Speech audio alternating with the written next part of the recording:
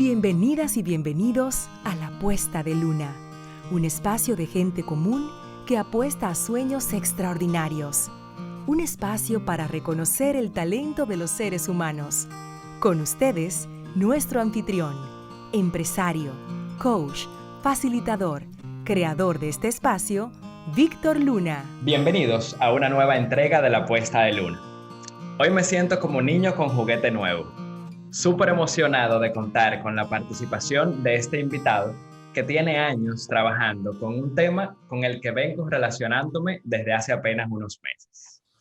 Es presidente y fundador del International Coaching University, con sede en España y con presencia en más de 13 países de 4 distintos continentes. Es presidente de la Asociación Profesional de Coaching de España, vicepresidente de la Asociación Española de Empresas de Coaching, miembro de la Academia de Neurociencias y Educación, miembro de la ICF, miembro de la IAC, miembro de la ICPC, el International Community of Professional Coaches, Master Coaching Trainer, experto en herramientas de facilitación, speaker internacional y experto en neurociencia, tema que nos compete en el día de hoy. Recibimos en La Puesta de Luna a Enrique Jiménez Soler. Enrique, un placer que estés aquí. Gracias por tu tiempo. Gracias por compartir un poco de esto en este espacio. Me siento muy privilegiado de contar con tu presencia en La Puesta de Luna. Bienvenido.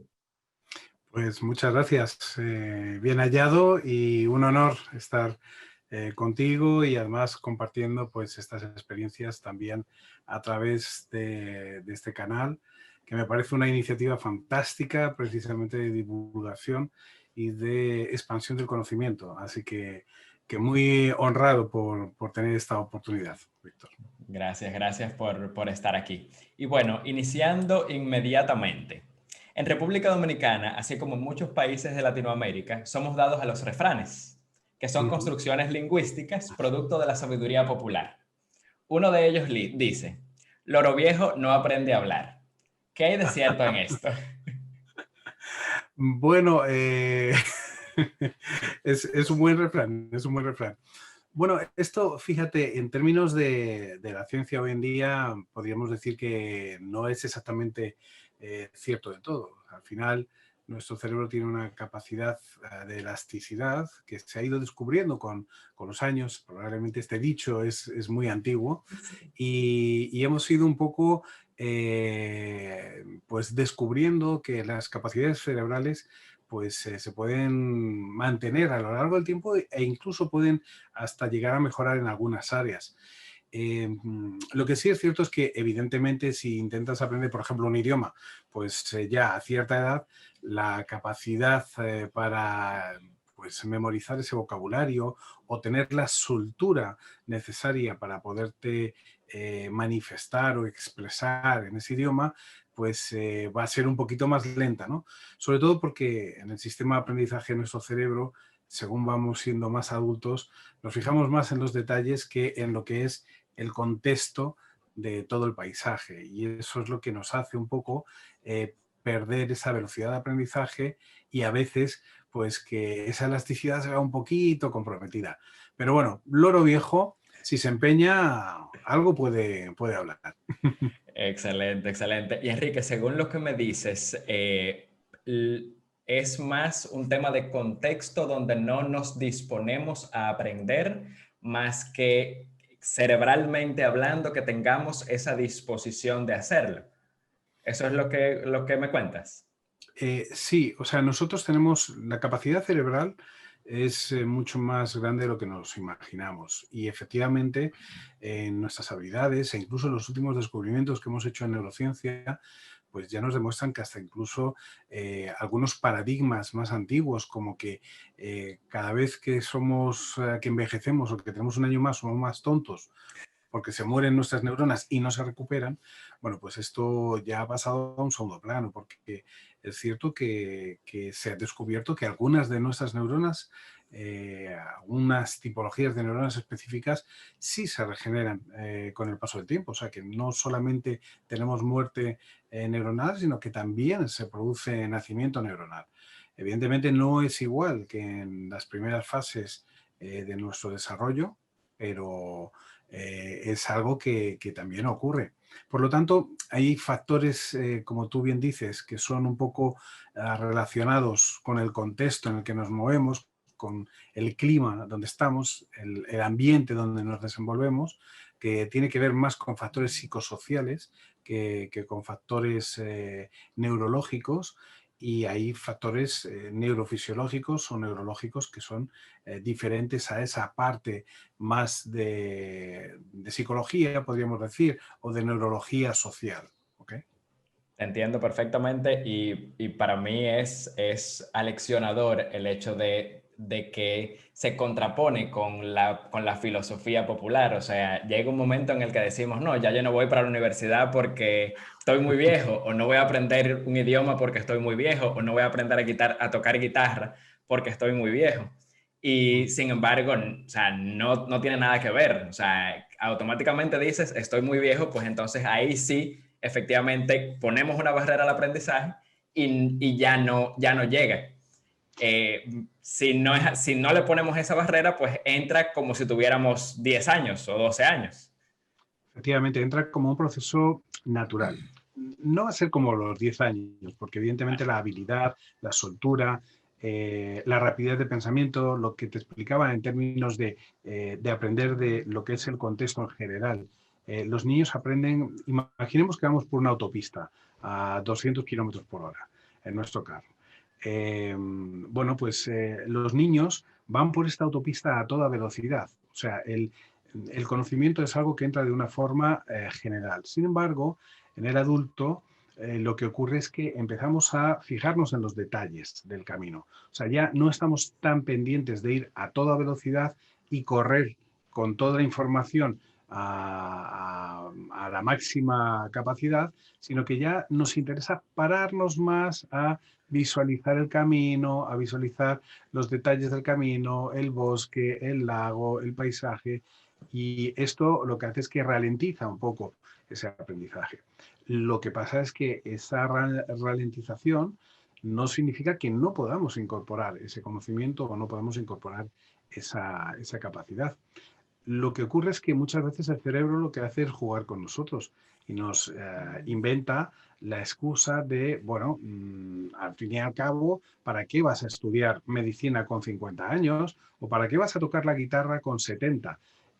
Si eso va a ser seguramente muy trabajoso, te va a llevar muchas horas y no es lo que a ti te interesa. Y esto es a lo que juega el cerebro. El cerebro lo que juega es en términos de practicidad y de optimización, lo que juega es automatizar y por lo tanto a eliminar en la medida de lo posible la capacidad de trabajar. O sea, el cerebro es muy vago, no le gusta trabajar absolutamente nada y es por eso que automatiza todo. Así que no es que no podamos tocar la guitarra con 60 o 70 años, es simplemente que el cerebro dice ¿para qué? ¿Para qué? Y ahí nos sabotea, ¿no? Súper valioso, Enrique. De verdad que esto es parte de lo que justamente quería conversar contigo. Y bueno, Uh -huh. eh, a partir de mis investigaciones para esta entrevista, pude ver que tu primera carrera ha sido la teología. ¿Qué Sí. conservas? ¿Qué conservas de esos primeros estudios? Y si puedes relacionar de alguna forma la teología con lo que estás haciendo actualmente. Bueno, pues sí, fíjate, es una cosa muy interesante. Yo estudié teología efectivamente porque ejercí durante bastantes años como pastor y también como semimisionero y predicador durante muchísimos años. Y, y he guardado una relación muy directa con todo lo que tiene que ver con la neurociencia. Ya no solamente la neurociencia, sino también para entender lo que es la persona, lo que es el ser humano y lo que es también el concepto más trascendental, ¿no? O sea, al fin y al cabo, recuerdo precisamente en tu país, en República Dominicana, que estaba dando una conferencia y entonces estaba explicando que al fin y al cabo nuestra capacidad de trascendencia o de conocimiento de Dios o de relación con Dios está localizado en una zona del cerebro. Y explicaba en aquel momento que si, por ejemplo, nos hicieran una lobotomización en esta parte del cerebro, en la parte derecha, pues probablemente detrás de eso se iría también el concepto de la trascendencia, el concepto de la divinidad o el concepto de Dios. Entonces alguien levantó la mano y me dijo, bueno, eso que está usted diciendo niega la existencia de Dios. Le dije, no, es justamente todo lo contrario. La pregunta que yo me hago como divulgador de neurociencia no es si Dios está en una parte del cerebro o no, es simple y llanamente por qué está en esa parte del cerebro. O sea, al final, nuestro creador pues, nos puso esa capacidad dentro de nuestro cerebro que probablemente pues, no tendríamos por qué tener si fuera de otra manera. Pero sin embargo la tenemos. Y esto es lo que me hace explicar o entender que la última frontera de nuestras explicaciones en todos los campos de la ciencia siempre está en la mano de un creador, ¿no? Y en ese caso, ese creador es Dios. En mi caso, en mi conciencia cristiana, ¿no? Sí. Pero más allá de eso, fíjate, tú te estabas refiriendo antes a lo que es pues el dicharachero popular o los refranes, etcétera, etcétera. Lo más interesante es cuántas cosas encontramos, por ejemplo, en la Biblia, que hoy en día con la ciencia podemos confirmarlas, ¿no? ¿Cómo es el comportamiento, por ejemplo? Cuando dice en la Biblia que no se ponga el sol sobre vuestro enojo. Pues parece un versículo un tanto suelto, pero si nos damos cuenta, esto tiene que ver, por ejemplo, con el cortisol y tiene que ver con ese proceso que se puede producir en nuestro cerebro, que puede producir un exceso de estrés y de cortisol y que si no lo eliminamos lo antes posible, pues nos puede generar problemas cardiovasculares, nos puede generar hipertensión, nos puede generar tumores o nos puede generar diferentes patologías. Claro, esto visto desde la perspectiva de una persona que a lo mejor no tiene ese conocimiento o ese alcance, pues puede pensar que, bueno, está muy bien esto de que no se ponga el sol sobre vuestro enojo, pero es que el enojo de una persona de una hora, por ejemplo, se tarda en eliminar el cortisol 7 horas. Por eso nos está diciendo que no se ponga el sol sobre nuestro enojo, sino que seamos capaces de administrar todas esas cosas. Esto es un ejemplo, como otros que pueden aparecer a lo largo del texto bíblico, por ejemplo, y que tienen mucho que ver con el comportamiento de nuestro cerebro. Wow, o sea que si deconstruimos, vamos a decir, muchos de estos versículos, quizás encontramos ciencia de trasfondo. Bueno, mira, sin ir más lejos, en los Salmos cuando dice, el salmista dice, bendita la tierra y su redondez. Esto está escrito pues bastantes años antes de que dejaran de quemar a la gente por decir que la tierra era redonda. Y sin embargo ya lo teníamos en los Salmos como 1000 años, 1000 y pico años antes. O sea, quiero decir, hay elementos que nosotros podemos encontrar en el texto bíblico que afianzan mucho lo de los conocimientos que tienen que ver con la ciencia, ¿no? O la antropología, cuando nos habla de Nínive, que durante muchos años los científicos, los antropólogos, siempre decían que Nínive era una invención de la Biblia porque no había ninguna evidencia en la Tierra en cuanto a la existencia de Nínive. Y sin embargo, ya en la propia Biblia, pues hablaba de que Nínive fue enterrada por completo y a partir de los años 50, 60, la década de los 50, 60, se descubrieron las ruinas de Nínive, precisamente debajo de la tierra, del desierto. Es por eso que dices, bueno, al final esto tiene que tener una explicación, sin ánimo de hacer una predicación de esto, Sí. ok, pero sí que tiene que tener una explicación. Y al final la ciencia, pues también pone las cosas en su sitio y nos ayuda a entender algunas de las cosas que tienen que ver con el relato, por ejemplo, bíblico. Definitivamente, es fascinante ese mundo y qué interesante sería que efectivamente pues se estudiaran un poquito más estas relaciones, porque sé que hay mucho que ahí reconstruir, vamos a decir. Sí. De hecho, uno de mis proyectos, lo que pasa es que siempre ando con poco tiempo para ello, pero uno de mis proyectos es escribir un libro sobre, no en términos de neurociencia, pero sí sobre lecciones de management a través de la Biblia, ¿no? porque es increíble también las lecciones que tenemos ahí, desde liderazgo en el libro de Nehemías, bueno, todo un mundo, la comunicación a través de los mensajes, a través de las alegorías, metáforas, parábolas, en este caso de Jesús. O sea, hay un montón de aplicaciones a ese tipo de soft skills que muchas veces pues nos pensamos que la Biblia es como una especie de cuento que nos está contando cosas, pero no nos damos cuenta que es bueno, pues es un libro lógicamente con una sabiduría y con una actualidad tremenda. Bueno, Enrique, no sé tú, pero yo escuché una promesa. Bueno, veremos. Llevo años con eso en la cabeza. Bueno, pues mira, si ya lo hiciste público a través de este espacio, pues estás comprometido conmigo y con toda esta audiencia a que te sientes a escribir eso, porque la verdad es que suena súper interesante y muy aplicable a momentos como Sí, este, que realmente sí. necesitamos de ese liderazgo humano y de esas cosas que yo sé que efectivamente tú vas a encontrar haciendo esas comparaciones. Ajá, sí, sí. La verdad es que es muy interesante.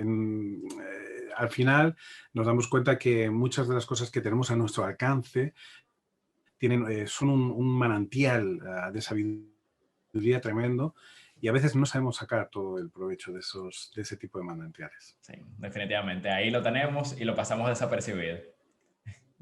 Eso es. Eso es. Enrique, y pregunta para ti. ¿Qué te mueve a hacerte experto en neurociencia y cómo tú llegas a este mundo? Bueno, pues mira, eso tiene una explicación muy clara. Yo, después de dejar el mundo de la iglesia, estuve trabajando muchos años en el mundo de la iglesia, dejo el mundo de la iglesia y empiezo a trabajar en el mundo del coaching, hace pues aproximadamente casi unos 30 años. Y cuando empiezo en el mundo del coaching, me quedo fascinado. O sea, me quedo fascinado como muchas de las personas que tienen un contacto con el coaching. Me quedo fascinado por la capacidad que tiene de transformación, por la capacidad que tiene de trabajar con las personas en el encuentro de sus propios recursos, ¿no? Y de cómo todo esto pues realmente impulsa a las personas a descubrir su propia potencialidad, ¿no?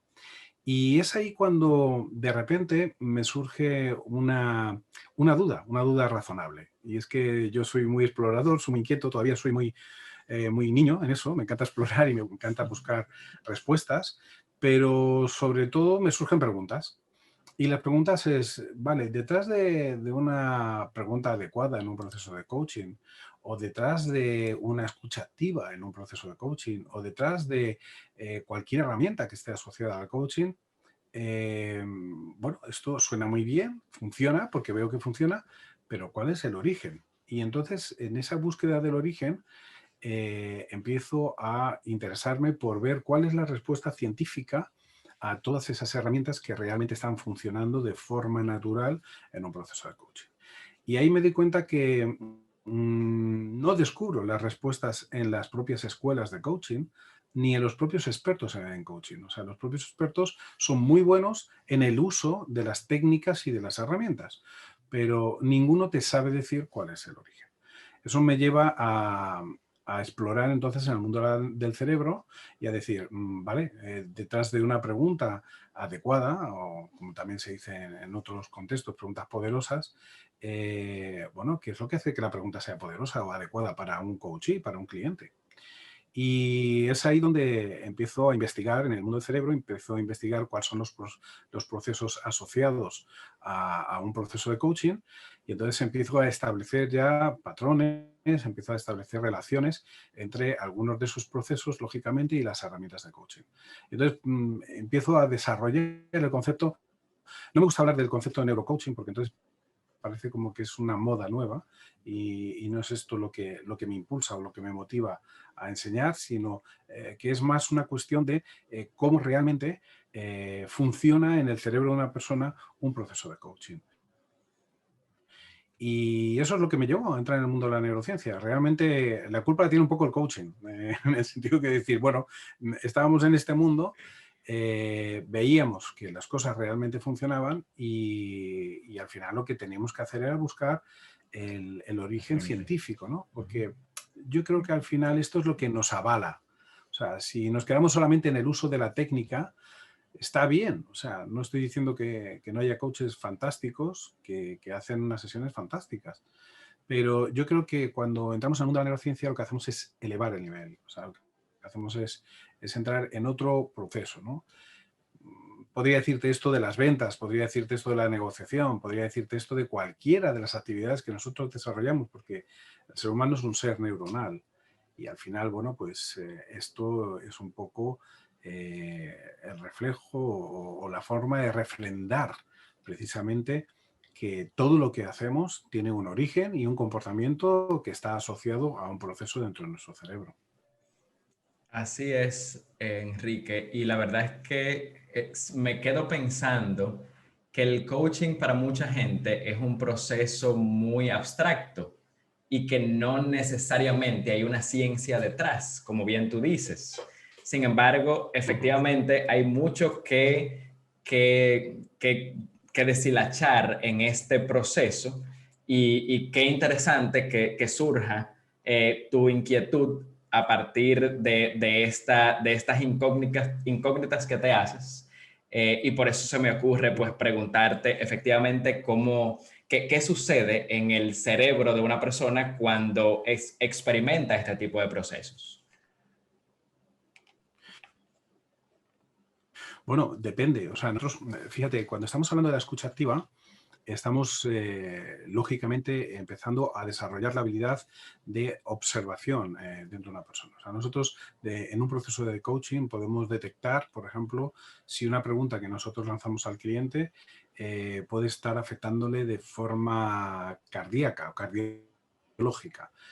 Por ejemplo, cuando una persona entra en lo que llamamos el síndrome de la palabra entrecortada, empieza a contestar tomando continuamente inspiraciones de aire, eso significa que su ritmo cardíaco está por encima de los 130, 140 pulsaciones por minuto.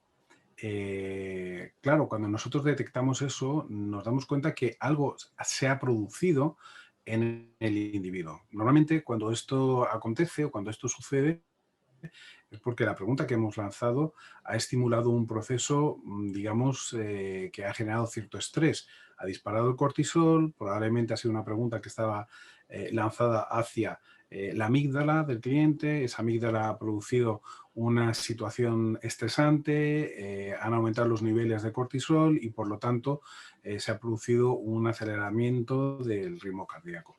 Eh, Esto que puede parecer ahora como muy sencillo, ¿no? Porque, contado así parece como, oye, pues sí, tiene su lógica, es muy sencillo, pero es verdad que la mayoría de los coaches sí que atienden o que tienen una, digamos, una escucha activa intensa para lanzar sus preguntas, pero no están a lo mejor al nivel de conocimiento o al nivel de destreza de entender que se está produciendo un proceso dentro del cerebro de esa persona, que es lo que le está llevando a tener ese tipo de comportamiento.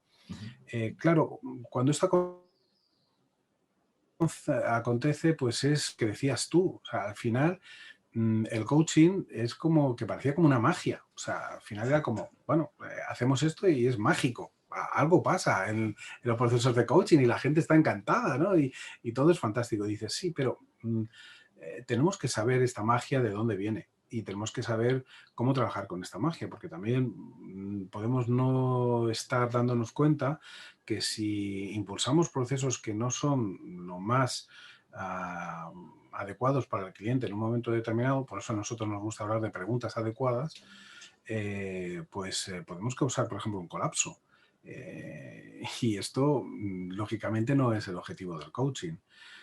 Por eso es importante tener ese conocimiento detrás. Yo siempre digo que detrás de un coach tiene que haber una persona que tenga la inquietud de estar siempre estudiando o preparándose, ya no solamente en términos del comportamiento humano, que es lo que ocurre habitualmente en el coaching, Sí. sino también preparándose y conociendo cómo funciona nuestro cerebro y cómo es capaz de detonar una serie de procesos internos.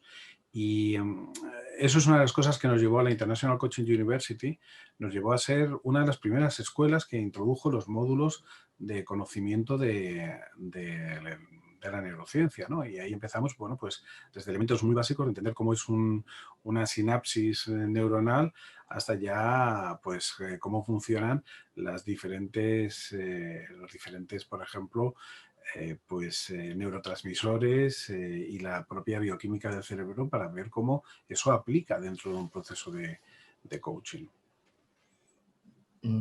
Súper, súper interesante. Me surgen miles de preguntas, pero para avanzar en este proceso, y ya te auguro que vas a volver a estar conmigo para que profundicemos en algunos aspectos. Sin embargo, quisiera irme respecto, vamos a decir que conectamos con el coaching y la neurociencia. ¿Y el liderazgo, cómo lo conectamos? Bueno, el liderazgo tiene una conexión directísima. O sea, el liderazgo tiene una conexión directísima porque si nosotros trabajamos los 3 elementos básicos del liderazgo, nos daremos cuenta cómo realmente el cerebro funciona. Los 3 elementos básicos de un líder son tener una visión. O sea, el primer elemento es tener una visión clara, tener una meta, algo que quiere conseguir. Esto es un proceso cerebral. El cerebro se estimula precisamente por las sorpresas y también por los retos. El cerebro se enferma cuando entra en una situación de desidia, de donde no quiero hacer nada, me da igual. Es ahí cuando se empieza a deprimir, se empieza a enfermar. Cuando el cerebro tiene un reto por delante, realmente pone todo un sistema, se llama sistema de activación reticular, pone todo un sistema en funcionamiento. Y este es el primer paso de un líder, tener esa capacidad para visionar, para ver, poner su sistema de activación reticular en funcionamiento para conseguir una meta concreta. Que esto también tiene una conexión directa con el coaching, lo que es la definición de la meta y el trabajo para conseguir esa meta. El segundo elemento es la comunicación. Yo puedo tener una meta fantástica, pero si quiero que la gente me siga, tengo que tener la capacidad de comunicación. Y esa capacidad de comunicación, que para mí también tiene un origen muy divino, en el sentido que en el principio era la palabra, y la palabra estaba con Dios, y la palabra era Dios, eso significa un poco que al final nuestra capacidad de comunicación nos hace diferentes del resto de las criaturas que hay en la Tierra, ¿no? Y esa capacidad de comunicación es la que va a marcar la diferencia. Todo eso es un proceso tremendamente neuronal, intervienen elementos dentro de nuestra capacidad de habla, como puede ser en el área de Broca o en el área de Wernicke, que tiene que ver con el habla, con el idioma y toda esa capacidad que tenemos de articular ideas y pensamientos complejos y poder transmitirlos. Y ese es el segundo elemento de un buen líder. Y el tercer elemento es el plan de acción. Al final, el cerebro tiene que encontrar la motivación necesaria para motivarse a actuar. Y esa actuación viene determinada también por nuestra capacidad de análisis en la parte prefrontal, donde nos está ayudando a planificar, a organizar y, lógicamente, a dar sentido a toda esa visión y, por lo tanto, a remangarnos, subirnos las mangas y empezar a trabajar duro, ¿no? por nuestra meta. Y eso es una conexión muy directa entre lo que es la neurociencia, lo que es el cerebro y lo que es el comportamiento de un líder, sin entrar en grandes profundidades en cuanto a esto, pero esos serían 3 elementos esenciales, ¿no? que se producen en nuestro cerebro. Y cuando hablas, Enrique, respecto del líder y de la visión, no puedo dejar de conectarlo con el propósito, y quizás no de un líder, sino de cualquier ser humano. ¿Podemos extrapolarlo? Sí, totalmente. El propósito, la visión es el propósito. Yo utilizo siempre una analogía que es la de Alicia en el País de las Maravillas. Y la gente que me conoce me lo ha escuchado decir muchas veces, ¿no? Al final es como cuando Alicia llega al cruce de caminos, cae por un túnel y llega a un cruce de caminos. Y entonces empieza a ponerse un poco histérica porque no sabe dónde ir y empieza a decir, ay, tendré que ir al norte, ay, o tendré que ir al sur. Me gustaría ir por aquel camino, pero hay un bosque muy oscuro y me da mucho miedo. O podría ir por aquel otro camino, hay un lago tan bonito, pero hay una montaña muy alta y seguro que va a ser un gran esfuerzo. Y cuando esto ocurre es porque Alicia está total y absolutamente perdida por falta de propósito. Entonces se encuentra un gato. Si recordamos la historia, se encuentra un gato allí en el cruce de caminos y empieza a decir, ¡ay, señor gato, qué alegría verle aquí! Seguro que usted sabe dónde tengo que ir.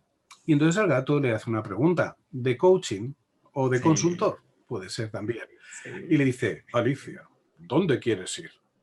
Ay, señor gato, no lo sé, porque allí hay una montaña muy alta y seguro que me va a costar muchísimo esfuerzo subir la montaña y no quiero trabajar tanto. Y por el otro lado, la verdad es que hay un lago muy bonito, pero hay que atravesar un bosque y me da mucho miedo. Y el gato entonces le contesta, Alicia, si no sabes dónde vas, ¿qué más da el camino que escojas? O sea, al final, la falta de propósito lo que nos lleva es a tener un descontrol en términos de nuestra propia vida. La mayoría de la gente y la mayoría de los cerebros, por esto que estaba diciendo de la automatización, se conforman con vivir la vida con las circunstancias que vienen. Sí. Entonces siempre encuentran una excusa para decir o para no liderar su propia vida. Y es para simple y llanamente decir, bueno, no quiero pagar el precio de tener que elegir el camino, de tener que pasar por el bosque o tener que subir la montaña. Y es por eso que no toman una decisión y es por eso que no tienen propósito. Claro, si este propósito es a nivel personal, entonces ¿cómo podemos liderar un equipo?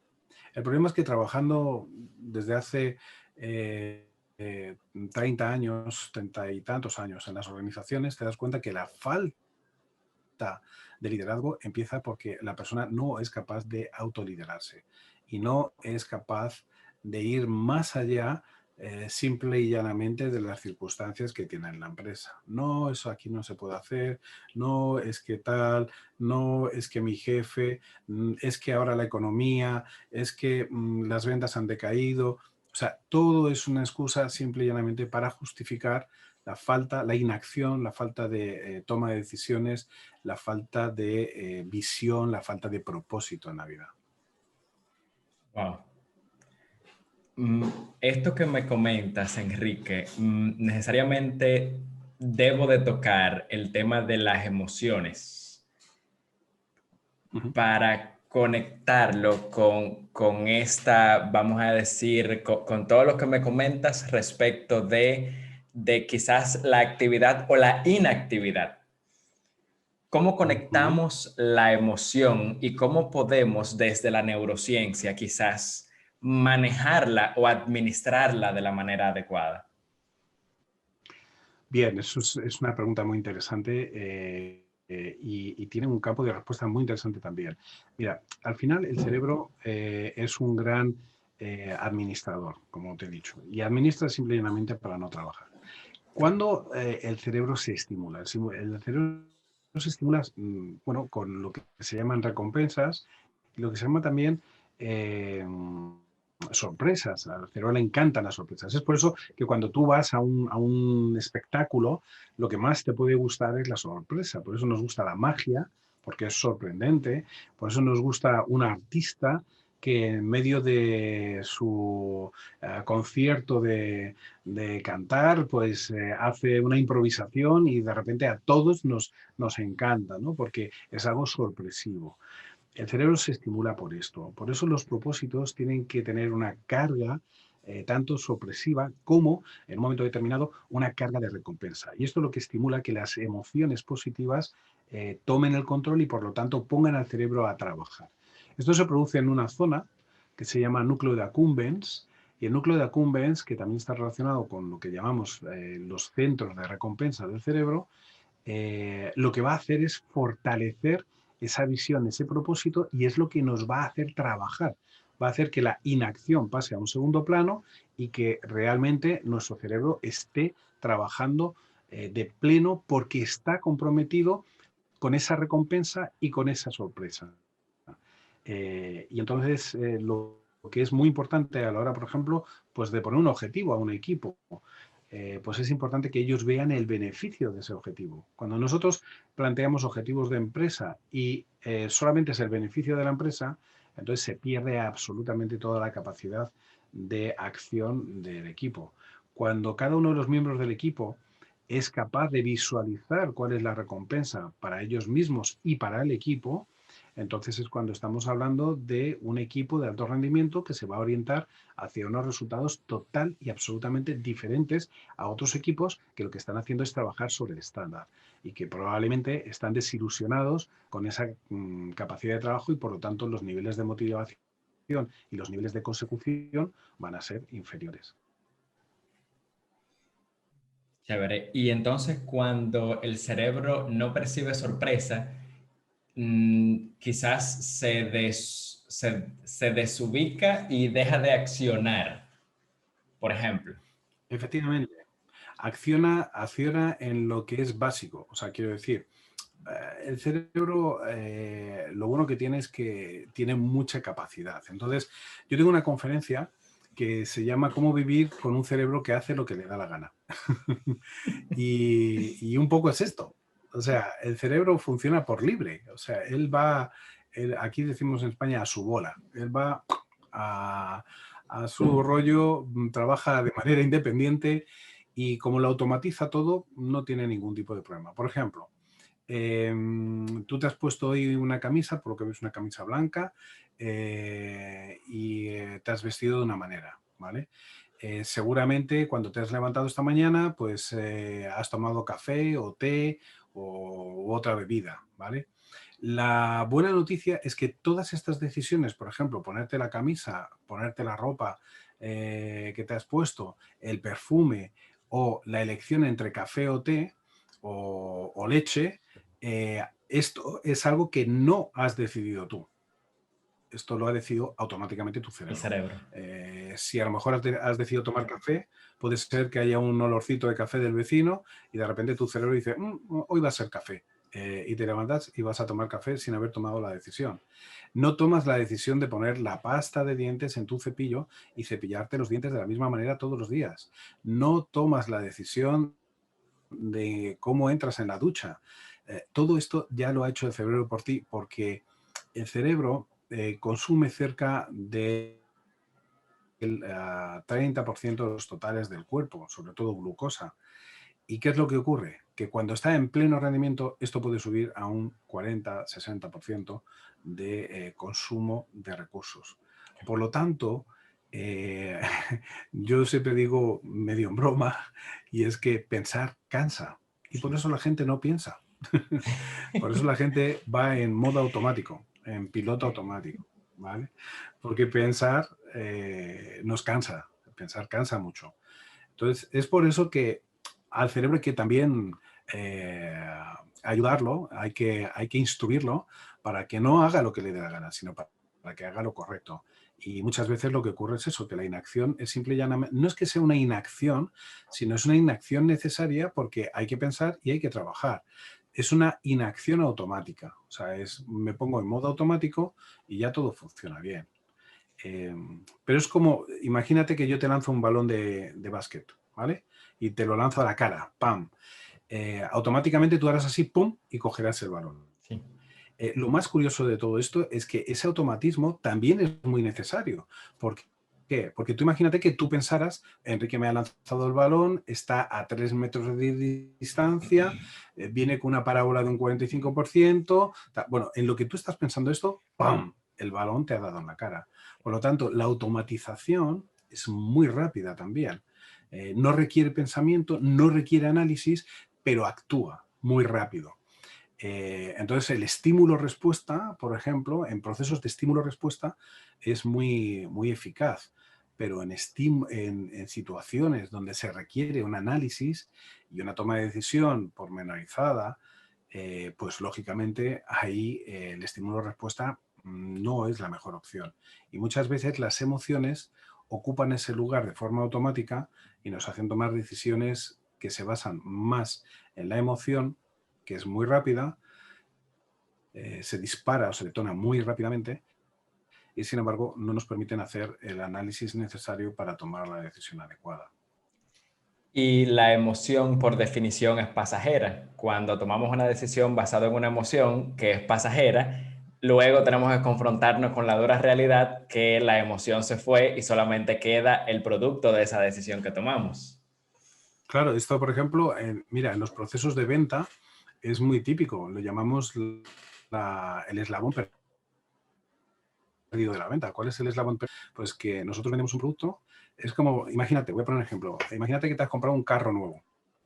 Entonces estás entusiasmado, quieres enseñarlo a tus amigos, a tu familia, os vais a dar una vuelta todos en el carro y mira qué carro me he comprado, qué fantástico, mira cuántos botones tiene, tal, no sé qué, no sé cuántos. Pero pasan 2 semanas y a las 2 semanas, esto es muy curioso, es comportamiento muy humano, a las 2 semanas abrimos la guantera del coche y buscamos el libro de instrucciones del carro.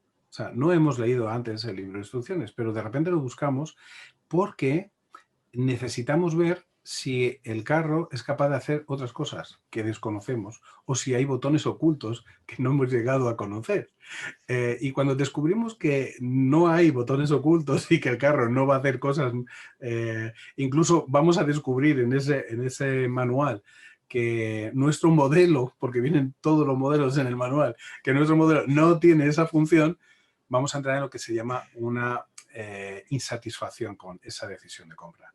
Esto se produce muy rápido, esto es un eslabón perdido en la venta. Y esto se produce precisamente por lo efímero de la emoción inicial, o sea, de ¡guau!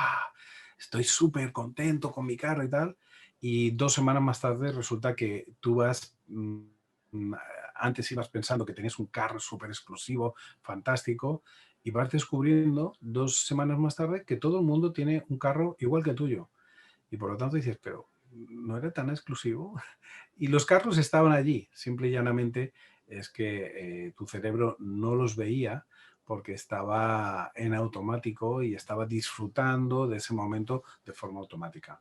Cuando empezamos a pensar que puede haber otros botones u otras funciones del carro, pues entonces cuando nuestro sistema de activación reticular lo que nos hace es también ver otros carros exactamente iguales que el nuestro, del mismo color, el mismo modelo, y empezamos a sentirnos como, ¿por qué compré este carro? ¿No? Y eso suele pasar en 2 semanas, más o menos. O sea, la emoción suele ser muy efímera. Nos pasa con el enamoramiento también, ¿eh? O sea, no es solamente la compra de un carro. Definitivamente, esa es la complejidad del cerebro humano y por eso es que es tan interesante profundizar en estos temas. Y Enrique, habías comentado que algo que traigo nuevamente y hablabas de la automatización. Y cuando me hablas de automatización, automáticamente debo de ver el tema de los hábitos y cómo Sí. el ponerle la pasta de dientes al cepillo y cepillarnos es un proceso que es automático y se incorpora. ¿Cómo Sí. incide la neurociencia en la incorporación de nuevos hábitos? Bueno, esto es muy interesante también. Cuando nosotros hablamos de hábitos, de lo que estamos hablando precisamente de esto, es de un automatismo. El Exacto. automatismo se produce porque el cerebro ve un beneficio, o sea, es lo que decíamos, una recompensa. O sea, ¿por qué nos cepillamos los dientes todos los días? Esto puede responder a varias motivaciones. La primera puede ser que nuestros papás nos enseñaron a cepillarnos los dientes todos los días y si no nos regañaban. Y esto hace que el cerebro diga, bueno, vamos a protegernos, vamos a evitar el regaño de los padres y vamos a cepillarnos los dientes. A lo mejor cuando ya vamos madurando, pues vamos entendiendo que cepillarse todos los días los dientes después de las comidas, lo que nos va a ayudar no es solamente a cumplir con la tarea de satisfacer al papá o a la mamá, sino que también tiene que ver con cómo están nuestros dientes, si están más lustrosos, si están menos, nuestro aliento, si de repente pues encontramos una pareja y no queremos tener un mal aliento o simple y llanamente por un tema de higiene. Entonces se incorpora ese hábito porque tiene una recompensa asociada. Todos los hábitos deben de tener una recompensa asociada. Yo, por ejemplo, estoy en contra de esas personas que te hablan de hábitos que no te recompensan. O sea, que simple y llanamente se basan en la disciplina. Y para esto, por ejemplo, yo tengo una lucha bastante grande con los sistemas educativos. Sistema educativo occidental, el que tenemos tanto en la República Dominicana como tenemos en España y como tenemos en los países occidentales, es un sistema que se basa en lo que llamamos el sistema prusiano, que se basa en la memorización y en la disciplina. Y sin embargo, los modelos educativos más avanzados del mundo se basan en la exploración. ¿Por qué? Porque es ahí donde el cerebro realmente se estimula, está descubriendo cosas nuevas, está descubriendo otras opciones, otras oportunidades y además le generan un beneficio. Y cuando el hábito simple y llanamente está ahí por cumplir con una disciplina, esto no produce que el hábito sea efectivo o sea eficaz. Se va a revelar, el cerebro se va a revelar. O sea, al final es como si tú vas al gimnasio y quieres tener las chocolatinas, los abdominales marcados, y te dicen que tienes que hacer 1000 abdominales al día. Y tienes un personal trainer que está allí, oye, mira, que no haces los abdominales y te está castigando por eso. Bueno, al final dejarás de pagar el gimnasio y dejarás de ir al gimnasio, que es lo que le pasa al 90% de la gente. Cuando realmente te vas a, bueno, pues a motivar a hacer esos abdominales, esos 1000 abdominales diarios, cuando realmente encuentres pues la satisfacción de la recompensa. Cuando al final tengas un personal trainer que en lo que se basa es en mira lo que estás consiguiendo, has cambiado, eres diferente, vamos a por 500 más porque lo vas a hacer y te va a salir fantástico. Esto va a estimular nuestro núcleo de accumbens y por lo tanto nos va a orientar hacia generar ese hábito. Después hay un mito relacionado con los hábitos que es el mito de las 21 repeticiones o los 21 días. Si 21 días tú vas al gimnasio, instalas el hábito. Bueno, esto tiene parte de verdad, ¿vale? Y es simple y llanamente que la repetición pues, te puede hacer generar el hábito.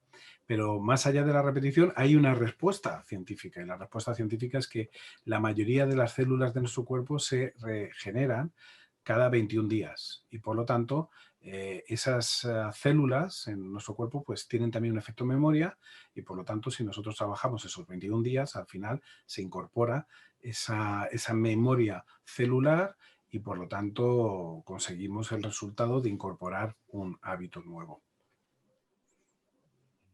Buenísimo.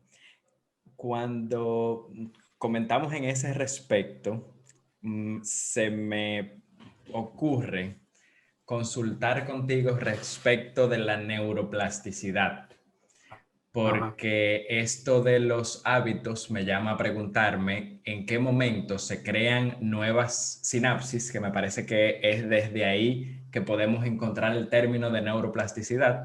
Y a partir de estas nuevas sinapsis, pues entonces ya incorporamos este hábito. Quiero que me expliques un poquito la neuroplasticidad, la diferencia con la neurociencia y si esto funciona de esta manera con respecto de los hábitos. La neuroplasticidad es un proceso dentro de la neurociencia en sí. O sea, es un proceso neuronal y simplemente se basa en lo que tú acabas de decir. O sea, al final voy a explicar con un ejemplo sencillo. Imaginemos que nosotros tenemos un ictus, ¿vale? Y perdemos el habla. Normalmente el habla está localizada en una zona de nuestro cerebro y de repente pues el cerebro en ese esfuerzo de recuperar el habla pues lo que hace es que genera una sinapsis. Esto es una de las cosas que hemos descubierto con la tomografía axial computerizada, con el TAC, que al final lo que nos lleva es saber que el cerebro genera un esfuerzo extraordinario para desarrollar una sinapsis en otra zona no afectada por el ictus de nuestro cerebro para recuperar el habla. A lo mejor no la vamos a recuperar con las capacidades o con la destreza que la tenemos en nuestro área natural, pero esto es la capacidad elástica que tiene nuestro cerebro. A veces también ocurre que muchas veces se dice que para remodelar una casa hay que tirarla entera y volverla a construir. A veces la muerte neuronal en una zona pues también nos puede generar que esa neuroplasticidad genere una sinapsis en otra zona del cerebro y nos pueda ayudar a, a tener una destreza mayor. Esto es una cosa que se descubrió en el cerebro de Einstein. El cerebro de Einstein estuvo sin tocarse durante muchos años por una cuestión de respeto, pero en los años, si mal no recuerdo, 70, se volvió a trabajar con el cerebro de Einstein. Y se descubrió una cosa tremenda, y es que en una de las zonas del cerebro de Einstein había un agujero sináptico, o sea, no había sinapsis en esa zona. Sin embargo, esto estaba suplido por una sinapsis en otra de las zonas del cerebro, que es lo que hizo que realmente Einstein pudiera llegar a visualizar su teoría de la relatividad a diferencia de otros científicos. Siendo una persona que precisamente por esa carencia sináptica en esa zona del cerebro, por ejemplo, era un mal estudiante en la primaria y en la secundaria, sobre todo en la secundaria. Por lo tanto, dices, la magia del cerebro a la hora de crear un campo sináptico nuevo es fantástica. Pero todo esto tiene que estar motivada por lo que te estaba diciendo antes, por un tema de recompensa. Al final, el cerebro es capaz de recuperar esa capacidad de comunicación en otra zona porque realmente siente la necesidad de que tiene que comunicarse porque esa comunicación le va a generar un beneficio. Si no siente eso, entonces el cerebro entra en una desidia total. Y entonces es cuando ni siquiera la neuroplasticidad se manifiesta. Digamos que hay que tener una actitud neuroplástica para que el cerebro funcione. Y esa actitud se basa en esa capacidad de querer aprender, de querer hacer cosas nuevas, ¿no? Y es lo que hace que haya enfermos de Alzheimer que retrasen, digamos, los síntomas más duros de la enfermedad, porque mientras son conscientes, pues empiezan a generar una nueva gimnasia cerebral y empiezan a ocuparse. Bueno, todo lo que es la terapia ocupacional tiene este sentido, ¿no? O sea, que empezamos a ocuparnos en cosas nuevas para que nuestro cerebro esté activo. Y esto estimula esa neuroplasticidad. Wow. Eso es un mundo, definitivamente. Sí. Y Enrique, ¿cómo podemos nosotros, dada la comunidad que nos sigue, me gusta siempre entregarles cosas prácticas respecto de cómo pues, podemos estimular nuestro cerebro, cómo podemos aprender de manera más adecuada, cómo hacemos esto? Bueno, eso, mira, yo siempre digo, hay 3 o 4 cosas con el cerebro que son importantes. Lo primero es nuestra alimentación. El cerebro tiene que tener una alimentación eh, no tanto tan equilibrada como para tener un buen físico en términos, yo no tengo un buen físico, soy obeso y no me arrepiento de eso. O sea, es una de las circunstancias que he elegido en mi vida y me ha llevado a tener sobrepeso, ¿ok? Pero sí en el sentido de que tenemos que saber alimentar el cerebro con las cosas que necesita el cerebro. Porque al final el cerebro es una gran máquina que trabaja con elementos eléctricos y bioquímicos, y por lo tanto tenemos que saber qué química estamos metiendo en nuestro cerebro. La alimentación, la hidratación, el saber manejar bien cómo tenemos que trabajar con nuestro cerebro, evitar los estímulos externos tipo alcohol, drogas, etcétera, etcétera, bueno, pues va a ayudar a que tengamos un cerebro sano. Y esto es una de las recomendaciones que yo siempre hago. Comer más frutos secos, nueces, almendras, que son muy brain friendly. O sea, realmente ayuda mucho a que el cerebro funcione bien. ¿Vale? El triptófano, todos estos elementos que van a ayudar a que nuestro cerebro esté funcionando bien. Por otro lado, lo que también es muy importante es saber qué es lo que estamos metiendo en nuestro cerebro. O sea, yo creo que una de las cosas que más me ocupa, por ejemplo, ahora mismo, es en términos educativos, qué es lo que nosotros estamos dando a nuestras generaciones. O sea, al final, muchas veces, por cansancio, compramos una PlayStation y ponemos a los chicos a jugar a la PlayStation y están jugando al Call of Duty y resulta que están viendo con 7, 8, 9, 10, 11, 12 años, pues miles de asesinatos al año, miles y miles de asesinatos, y lo peor no es eso, lo peor es que están participando en esos asesinatos. Y esto, están participando con el juego. Y esto, lógicamente, es una mala higiene para cada uno de nuestros cerebros. O sea, yo creo que tenemos que cuidar muy mucho qué es lo que estamos metiendo en el cerebro, ¿no? A veces los programas de televisión, estos típicos programas del corazón que están contando pues las veleidades de los famosos y tal, y no sé qué, todas estas cosas que no construyen y que francamente ponen al cerebro en un estado totalmente catatónico, o sea, es un estado totalmente de desidia. Y entonces eso sería un segundo consejo que daría. El tercer consejo que daría es atrévete a soñar. Mucha gente piensa que los soñadores son personas que no tienen los pies en la tierra o que no están conectados con la realidad. Bueno, lo curioso es que los que no están conectados con la realidad de su vida son las personas que se dejan llevar. Al final, los sueños del pasado, los sueños tuyos, Víctor, los míos, probablemente sean muchas de las realidades de este presente. O sea, es algo que al final hemos llegado a cumplir. A lo mejor soñamos con un carro, con un tipo de carro, o con un tipo de trabajo, o con una familia determinada. Y hoy, a lo mejor, eso ya se ha producido. La cuestión es que si hoy nosotros no soñamos, mañana no va a haber futuro. Entonces, es muy importante porque el cerebro se orienta, es como un GPS. Si tú le metes la dirección, el GPS, el cerebro se orienta, va hacia allí. Entonces, es muy importante que seamos capaces de dar instrucciones, de meter direcciones, de soñar, que es lo que eso va a estimular al cerebro a hacer cosas diferentes. Y por último, como recomendación para toda la gente es que se conozca a sí mismo, que conozcan cómo es su comportamiento, cómo es su capacidad de respuesta, qué tipo de emociones se manejan, cómo las manejan, qué tipo de situaciones se dan a la hora de cualquier estímulo que reciben.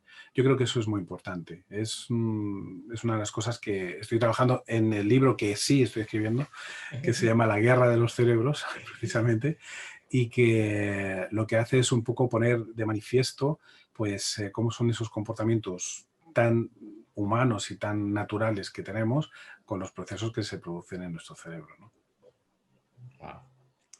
Enrique, voy a entrar a una serie de preguntas que siempre les pregunto a mis invitados. Sin embargo, antes de entrar ahí, quisiera consultar contigo para los fines de las personas que nos están escuchando. Según lo que recibo de ti, ¿es mejor tener un propósito equivocado a no tener ningún propósito? Es mejor tener un propósito. Porque, a ver, ¿cuándo determinamos que un propósito está equivocado o no? Al Sí, final, un propósito equivocado muchas veces responde a factores externos, a los que los demás nos dicen acerca de ese propósito. claro. Pero yo siempre me pregunto, por ejemplo, cuando aparecieron los hermanos Wright y querían volar, ¿vale? Y querían atravesar el Atlántico, ¿cuántos de sus amigos le dijeron, sabes, eso es una buena idea? Ninguno. Me pregunto cuántos de ellos lo harían. Yo creo que casi nadie. O sea, detrás de un cerebro emprendedor, de un cerebro inquieto, siempre hay algo bueno. Eh, Esto no significa que algunos murieron intentando volar, ¿vale? Seguramente. Algunos murieron intentando volar. Y muchos seguramente a posteriori dirían, eso era un propósito equivocado. Pero la cuestión es que si no hubiera sido por el esfuerzo de esas personas, probablemente ni tú ni yo podríamos cruzar el Atlántico en 5, en 6 o en 7 horas. O sea, al final nos damos cuenta de que todos los propósitos siempre tienen una connotación positiva porque al final es la visión de alguien que quiere hacer algo diferente. Einstein decía que los locos son aquellos que piensan que pueden conseguir resultados diferentes haciendo siempre lo mismo. O sea, si queremos realmente tener un resultado diferente, tenemos que tener un propósito diferente a los demás. Y tener un propósito diferente a los demás automáticamente coloca este propósito frente a los demás como algo equivocado. Sin embargo, es lo que nos puede hacer marcar la diferencia. Eh, por eso te digo, en términos de qué es un propósito equivocado, claro, cuando ya vemos el resultado a posteriori, es muy fácil juzgar, es muy fácil decir, ves, no, te equivocaste en esto. Pero la cuestión no es esta, la cuestión es que imaginemos que efectivamente tomamos una decisión y seguimos un camino que no nos dio el resultado que esperábamos. Pero hay algo que el cerebro va a incorporar y hay algo que nosotros también vamos a saber incorporar de esa situación. Y es el aprendizaje. Y el aprendizaje hará que ese propósito que a priori o a todas luces puede ser equivocado, se puede convertir precisamente en una fuente inagotable de aprendizaje y de sabiduría. Definitivamente. Y mi pregunta, Enrique, va relacionada con muchas personas que en algún momento se detienen y se preguntan cuál es mi propósito, cuál es mi misión, para qué estoy aquí. Y por no tener una respuesta contundente que parecería que se abriera el cielo y le dijera a alguien, tu propósito es tal, pero no es el caso. Sin embargo, por no tener esa contundencia, comienza la inactividad y nos pasan años en diseñar ese propósito, y en algún momento ni siquiera se nos pasa por la cabeza porque estamos esperando efectivamente esa divinidad que nos diga lo que tenemos que hacer. Entonces, a eso voy cuando te digo que el propósito equivocado de pronto, cerebralmente hablando, es mejor que no tener ninguno o que no accionar respecto de ninguno. Efectivamente, esa es la gran diferencia. O sea, el hecho de tener un propósito tenga un resultado u otro, y recordemos también que los resultados depende de quién los lea, Sí, porque es lo que te decía, a lo mejor el que murió en el intentando volar, intento. pues nos ayudó a que nosotros pudiésemos viajar en avión. Sí. Con lo cual, en ese mismo instante, pues no se veía ese propósito, pero quizá con el tiempo, pues el propósito varió. Lo que pasa es que es esto que tú dices, o sea, es mucho mejor tener un propósito en mente que quedarse inactivo.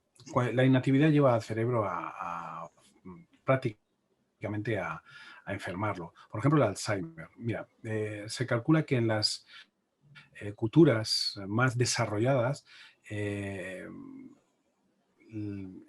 la incidencia del Alzheimer en los próximos 30, 40 años va a ser tan brutal que puede llegar incluso al 60% de la población.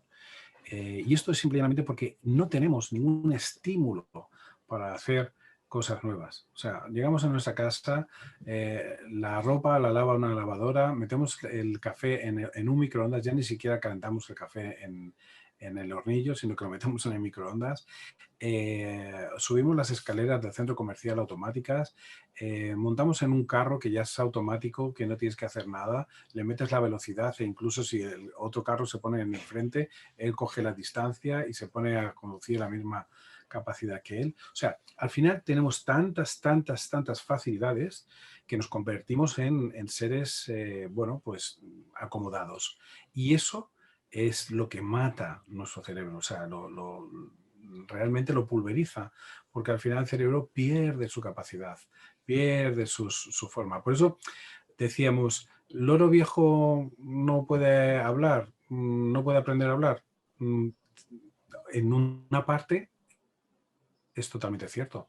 Si el loro viejo se ha dejado llevar, nunca va a poder volver a aprender a hablar. Si el loro viejo es un loro que está trabajando su cerebro y que está trabajando sus capacidades, ese loro viejo nos puede sorprender. Esta es la diferencia. Eh, y al final, pues es eso, es elegir entre tener un cerebro sano o un cerebro enfermo.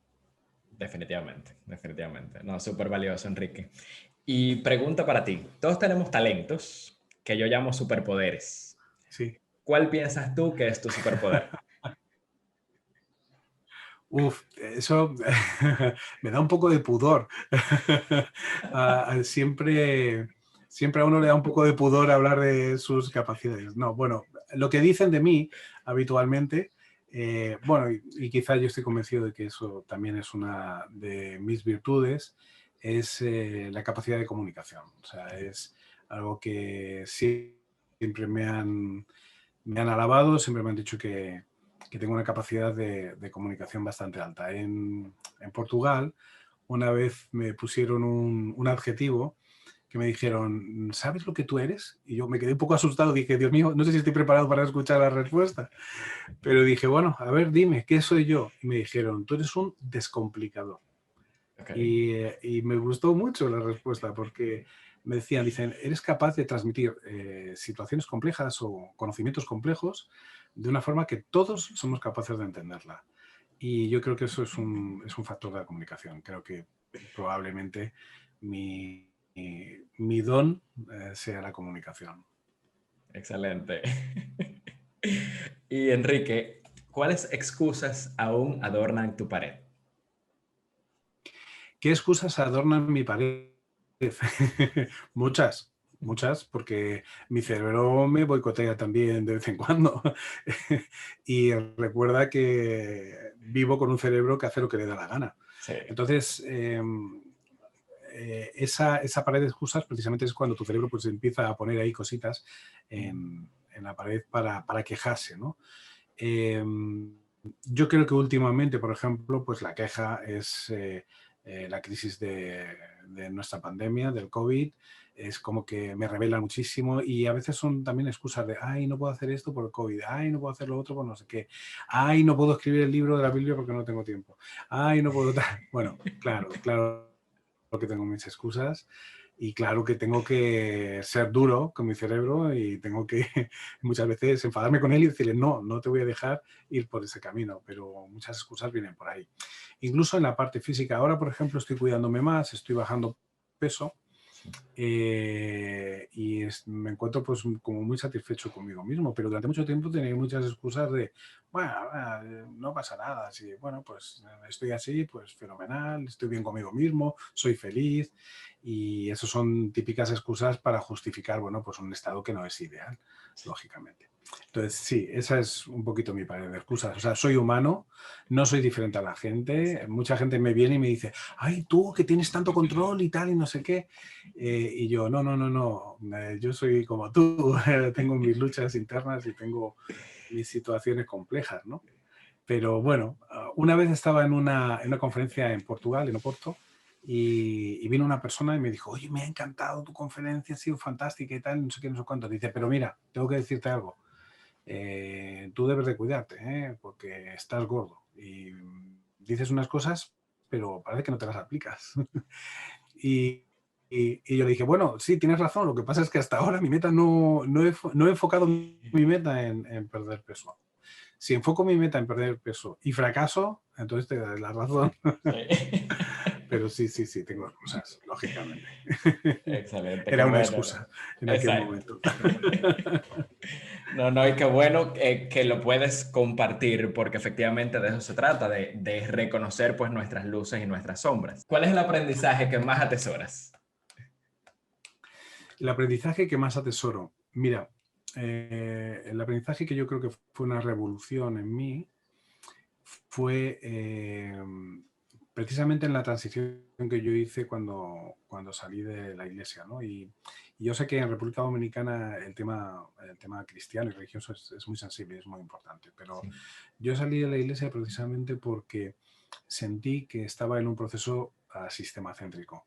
O sea, al final lo que primaba era la iglesia, era que la gente hiciera lo que nosotros como líderes decíamos y un poco hasta incluso juzgábamos la madurez de personas por la diferencia entre si estaban de acuerdo con nosotros o si seguían nuestros criterios, ¿no? Y eso me lleva a una reflexión personal, yo creo que basada precisamente en el propio cristianismo, ¿no? Y es que para mí Jesús y el mensaje cristiano no es un mensaje sistemacéntrico, para mí es un mensaje personacéntrico. Entonces eso me hizo convertirme en un humanista. Esto me lo han criticado muchas veces algunos creyentes y me han dicho, bueno, es que el humanismo y tal, no sé qué. Yo siempre les contesto lo mismo. Digo, ¿tú eres consciente de que Dios es el primer humanista? Somos su creación más preciada. Además lo dice en la palabra de Dios, dice que nosotros somos su creación más preciada y que si cuida de los pájaros del campo, Firmemente. ¿cómo no va a cuidar de nosotros? ¿Cómo no va a tener una admiración por su obra más preciada que somos el ser humano? Esto es lo que me motivó a descubrir a los demás. Durante mucho tiempo yo estaba, digamos, en en el ejército de Dios, era un soldado de Dios, Sí. pero quizá me rebelé en el sentido de decir, no quiero ser un soldado de Dios, lo que quiero es precisamente ser una ayuda, ser un facilitador, ser alguien que trabaja por y para las personas, porque trabajando por y para las personas estoy trabajando para Dios.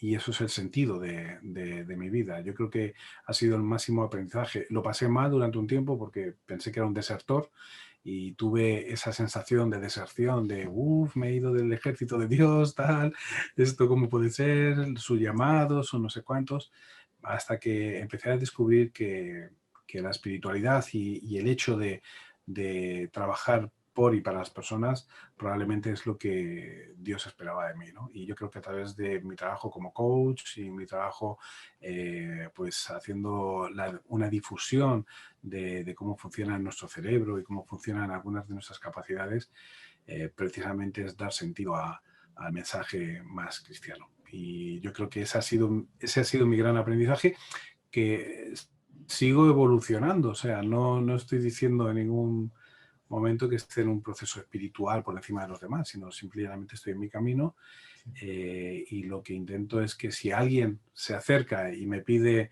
como dice la palabra de Dios, ¿no? Si me pide pues explicación de mi condición, pues lo acompaño y lo explico así, ¿no?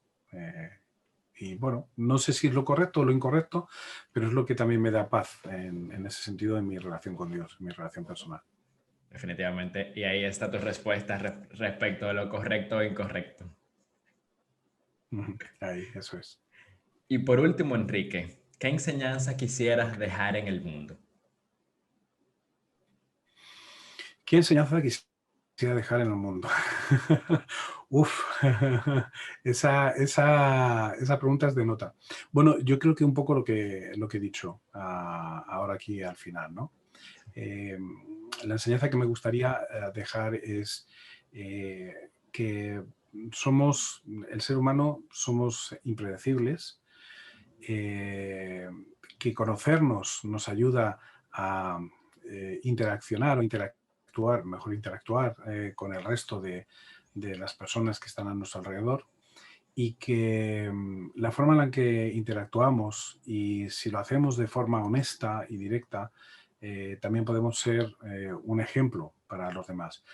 No con el motivo de querer ser alguien especial o dejar un ejemplo, sino en términos de si algo de lo que nosotros hacemos puede ayudar a los demás, para mí ese es el objetivo.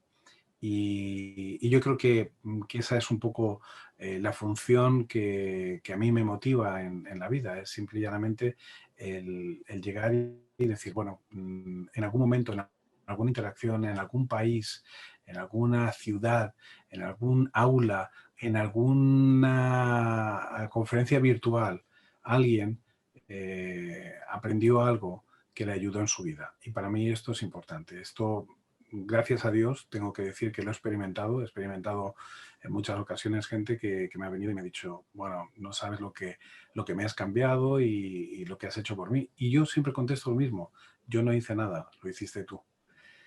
Pero mucha gente me insiste, no, pero tú fuiste el instrumento. Da igual, no soy importante. Lo importante es que tú hiciste lo que ahora te ha llevado a ser la persona que querías ser y que eres.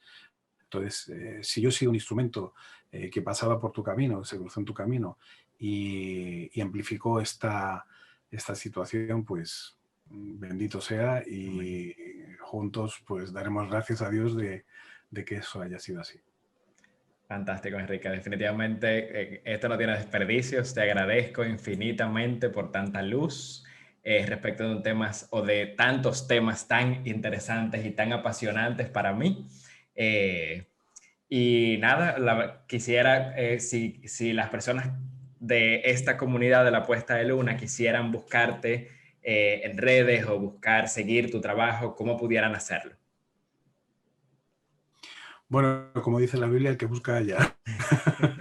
No, pueden encontrarnos a través. No tengo, mira, es una cosa que no tengo un blog específico de Enrique Jiménez, que también es una de las cosas que tengo ahí en mi mochila de tareas pendientes, de mis excusas, en mi pared de excusas. Pero sí tenemos, bueno, pues a través de la International Coaching University en las redes sociales pueden encontrarme y pueden encontrarme también a través de nuestras páginas web de iquniversity.es e iquniversity.org, que es la corporate. Y ya te digo, más allá de eso, pues a veces las cosas que publico en Facebook, en Instagram y demás. En Facebook como Enrique Jiménez Soler y en Instagram, si no me equivoco, es @Enrique ICU. Enrique Jiménez Soler o sea también. que al final, Enrique Jiménez Soler, ves, mira, mejor, lo sabes tú mejor que yo. Es que de verdad que me da mucho trabajo las redes sociales y a veces no me ocupo lo suficiente y debería de hacerlo más. Es cierto. Pero bueno, pronto espero que podamos dar buenas noticias a través de la publicación de La Guerra de los Cerebros y que es el primer libro de una trilogía como Star Wars, La Guerra de los Cerebros, El Retorno del Cerebro, el Cerebro Contraataca y el Retorno del Cerebro, que será el tercer libro. Vamos a ver. Wow, buenísimo. Sí, soy capaz de escribirlos antes de morir. Bueno, pues aquí tienes el primer bueno, lector. Por ahí me encontrarán. Aquí está. Bueno, tengo que decirte que ahí tienes competencia, ¿eh? Hay mucha gente que está diciendo lo mismo. Así que, bueno, están esperándome. Algunos ya me regañan. Dicen, ¿pero para cuándo el libro? Llevo como 2 años. Es un libro muy interesante porque es un libro precisamente de experiencias cotidianas y de cómo funciona nuestro cerebro. Y está escrito, además, me gustaría hacer mención a ello, está escrito junto con una neurocientífica. Yo soy un divulgador de neurociencia, pero ella es una neurocientífica de verdad, que es Gisela Maia, que es una neurocientífica portuguesa de Oporto y que es una persona maravillosa. Y entre otros, pues estamos haciendo un trabajo, yo creo que muy interesante para el lector, sobre todo no un libro de ciencia, sino un libro que te ayude a entender cómo es tu cerebro, a trabajar con él y a través de ejemplos muy claros y de ejercicios muy concretos se puedan hacer o sacar conclusiones muy interesantes para uno mismo. No me lo pierdo, definitivamente. Okay. Bueno, gracias nuevamente, Enrique, y a ustedes, estimada comunidad de la Puesta de Luna. Si les gustó este episodio, comenten en nuestras redes, compártanlo y manténganse siempre siendo aprendices. Hasta la próxima.